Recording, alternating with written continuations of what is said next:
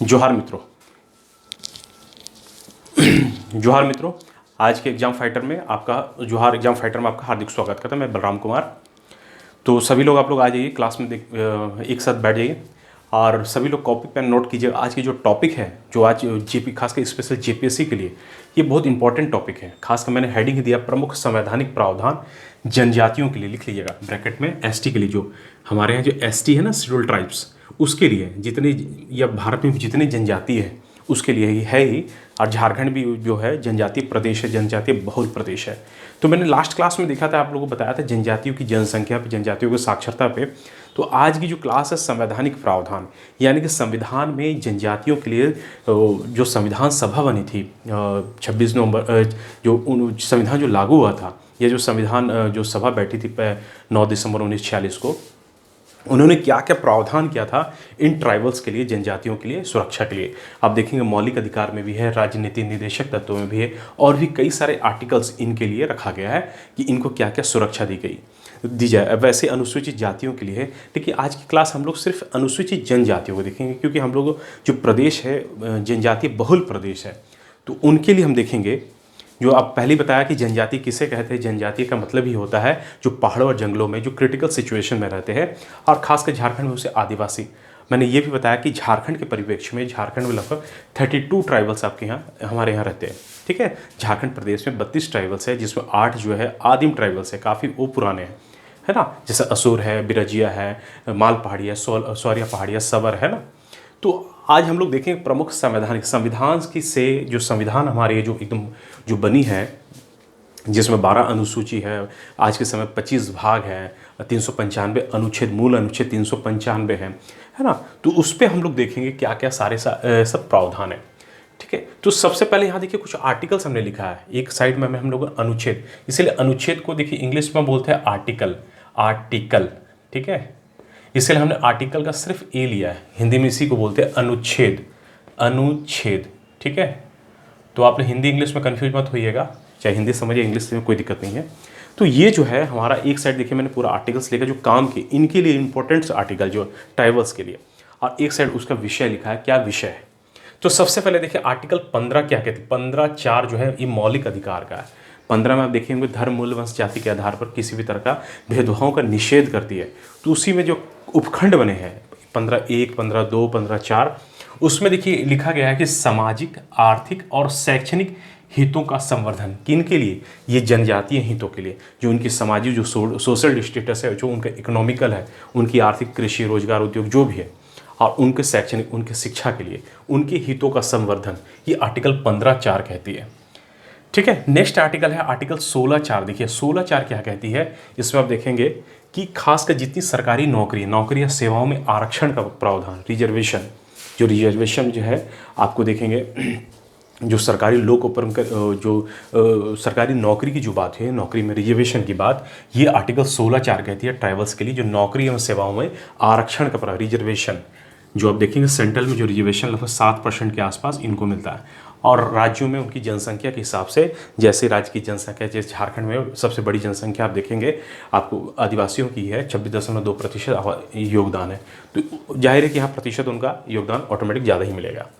Next है देखिए article 19(5). Article 19(5) कहती है संपत्ति में जनजातीय हितों, जो जितने प्रॉपर्टी है ना, संपत्ति, खासकर अचल संपत्ति की बात हो रही है, कि संपत्ति में जनजातीय हितों की सुरक्षा का प्रावधान, जो जैसे भूमि संबंधी जो संपत्ति है उनके, तो उनकी सुरक्षा, जैसे आप देखेंगे उसी आधार पर झारखंड में CNT-SPD एक्ट लाया गया। तो संपत्ति में जनजातीय हितों की सुरक्षा का प्रावधान कई सारे राज्यों में और भी है, उनके हिसाब से जो लैंड, उनके जो एक्ट बने हुए हैं, भूमि संबंधी अधिनियम। तो वैसे झारखंड में आपको CNT छोटा नागपुर जो अधिनियम है हमारा, भूमि अधिनियम, और वैसे ही है जो संथाल परगना भूमि अधिनियम, उसके आधार पर। तो यहाँ आर्टिकल 19(5) क्या कहती है, संपत्ति में जनजातीय हितों, देखिए हर जगह जनजातीय आ रहे, की सुरक्षा का प्रावधान रखा गया। नेक्स्ट आर्टिकल है कि आर्टिकल 23, ये भी देखिए मौलिक अधिकार का बहुत सुंदर आर्टिकल्स है, बहुत इंपॉर्टेंट आर्टिकल्स है। ये कहती है कि मानव के दुर्व्यवहार को ही इंग्लिश में बोलते हैं ह्यूमन ट्रैफिकिंग। आपको मालूम है झारखंड में सबसे ज़्यादा ह्यूमन ट्रैफिकिंग के केसेस होते हैं, है ना। भारत में अगर रेटिंग में देखा जाए तो सर्वाधिक नंबर 1 पे हमारा झारखंड है। तो मानव के दुर्व्यवहार, जितने ह्यूमन है, उसके चाहे जिंदा हो या मुर्दा हो, उसके बॉडी का दुर्व्यवहार एवं बलात्कार खासकर बलात् श्रम का प्रतिशत, यानी कि बलपूर्वक जो मजदूरी कराया जाता है उनका ये प्रतिषेध करती है, इनको रोकती है। प्रतिषेध का मतलब ये होता है रोकना। ठीक है, कौन से आर्टिकल? तो आर्टिकल 23 में, कि मानव के दुर्व्यापार या मानव के अंगों को या मानव को खरीदना या बेचना दोनों ही गैर कानूनी है ना, और उस पर अपराध है। तो मानव के दुर्व्यापार, और दूसरी बात यहाँ बलात् श्रम यानी बलपूर्वक किसी को बेगारी कराना या किसी से मजदूरी कराना, वो भी मार पिटाई करके प्रतिषेध किया गया। ये हमारा संविधान ही कहता है। स्पेशल आर्टिकल 29 क्या कहती है? देखिए आर्टिकल 29 कहती है कि अल्पसंख्यक वर्ग के हितों का संरक्षण। देखिए हमारे यहाँ अगर धार्मिक रूप से अल्पसंख्यक देखें तो आप जानते हैं 6 प्रकार के। एक है हिंदू को छोड़ के, खासकर देखिए अगर देखेंगे मुस्लिम है, आपको सिख है, ईसाई है, क्रिश्चियनिटी जिसको बोलते हैं क्रिश्चियन, फिर बौद्धिज्म है, जैनिज्म है, पारसी है। ये 6 प्रकार के माइनॉरिटीज है झारखंड में। लेकिन अगर देखा जाए यहाँ पर ही कि इनकी जो संख्या, ये भी अल्पसंख्यक जनजाति जो है अल्पसंख्यक वर्ग में आते हैं, तो इनमें भी लिखा गया अल्पसंख्यक वर्ग के हितों का संरक्षण। ये कौन सी आर्टिकल कहती है? आर्टिकल 29। ठीक है, मौलिक अधिकार में एक आर्टिकल जो है 29 ये कहती है कि अल्पसंख्यक के वर्ग के हितों का प्रावधान। तो देखिए 15(4) सामाजिक आर्थिक शैक्षणिक हितों का संवर्धन, 16(4) कहती है नौकरी एवं सेवाओं में आरक्षण का प्रावधान, आर्टिकल 19(5) कहती है संपत्ति में जनजातीय हितों की सुरक्षा का प्रावधान, और आर्टिकल 23 कहती है मानव के दुर्व्यापार एवं बलात् श्रम का प्रतिषेध, और नेक्स्ट आर्टिकल है आर्टिकल 29 अल्पसंख्यक वर्ग के हितों का संरक्षण। तो ये देखिए लगभग 5 आर्टिकल्स जो है ये मौलिक अधिकार है ना, जो फंडामेंटल राइट्स हैं हमारे 6 प्रकार के मौलिक अधिकार से लिए गए हैं, है ना। संविधान में जो मौलिक अधिकार है, मूल अधिकार जो बच्चा जन्म से वो अपने जन्म के बाद जो पाता है ना, तो ये सारी चीज़ें जो लगभग 5 आर्टिकल जो जनजातीय हितों सभी के लिए है ही, जनजातीय हितों को ही ज़्यादा को भी यहाँ एक्सप्लेन किया गया है। उसके बाद देखिए आर्टिकल 46 जो है हमारा, ये आपको मालूम है ये आता है राजनीति निदेशक तत्व, है ना, कि राज्य को करना क्या है। तो इसमें कहा गया आर्टिकल 46 में अनुसूचित जनजाति जो एसटी है उनके हितों का संवर्धन, यानी कि उनके सामाजिक आर्थिक हितों का संवर्धन। सामाजिक हित का मतलब उनको शिक्षा देना, है ना, आर्थिक मतलब उनको रोजगार, कृषि, है ना, स्वास्थ्य की व्यवस्था देना, ये सारे इनके हित है, आर्टिकल 46 कहती है। नेक्स्ट है आर्टिकल 164। ये देखिए आपको राजनीति निदेशक तत्व नहीं, केवल राजनीति निदेशक तत्व जो है हमारा एसपीडीपी डीपीएसपी जो है हमारा, वो आपको लगभग आर्टिकल 36 से 51 है। और मौलिक अधिकार जो हमारा 12 से 35 आता है, 12 से 35। और जो डीपीएसपी हमारा है ये अनुच्छेद जो आता है 36 से 51। तो ये 51 से एबोव है, तो यानी कि 164 एक क्या कहती है कि जनजातीय कल्याण मंत्री यानी कि ट्राइबल्स एक मिनिस्टर की नियुक्ति होगी। तो इसी आधार पर हम लोग देखते हैं जो केंद्र की जो ट्राइबल मिनिस्टर है हमारे अर्जुन मुंडा, जो झारखंड के पूर्व सीएम एक्स सीएम रहे हैं। तो आर्टिकल 164 एक कहती है जनजातीय कल्याण मंत्री की नियुक्ति का प्रावधान। जनजातीय कल्याण मंत्री, है ना, जो ट्राइबल्स के लिए, उसके विकास के लिए, उनकी भलाई के लिए एक मिनिस्टर की स्थापना की गई है ना, कि जो भी सेंट्रल की जो मिनिस्ट्री बनेगी उसमें एक जनजातीय कल्याण मंत्री की नियुक्ति हमेशा की जाएगी। उसके बाद देखिए आर्टिकल 330 क्या कहती है? आर्टिकल 330 कहती है लोकसभा में एसटी के लिए आरक्षण का प्रावधान, है ना। लोकसभा में उनकी जनसंख्या के हिसाब से देखेंगे तो वैसे अगर लोकसभा में झारखंड के परिप्रेक्ष्य में देखें तो झारखंड में जो एसटी जनसंख्या में 5, मान लीजिए झारखंड में 14 सीटें लोकसभा की है, तो 14 में 5 सीटें एसटी के लिए रखी गई, क्योंकि यहाँ जनजातीय बहुल है। उसी आधार पर देखिए एससी के लिए 1 है, फिर आपको 8 सीटें जनरल अनरिजर्व कैटेगरी की है। तो वैसे ही आर्टिकल 330 जो बोल रही है ना, लोकसभा में एसटी के लिए आरक्षण का प्रावधान।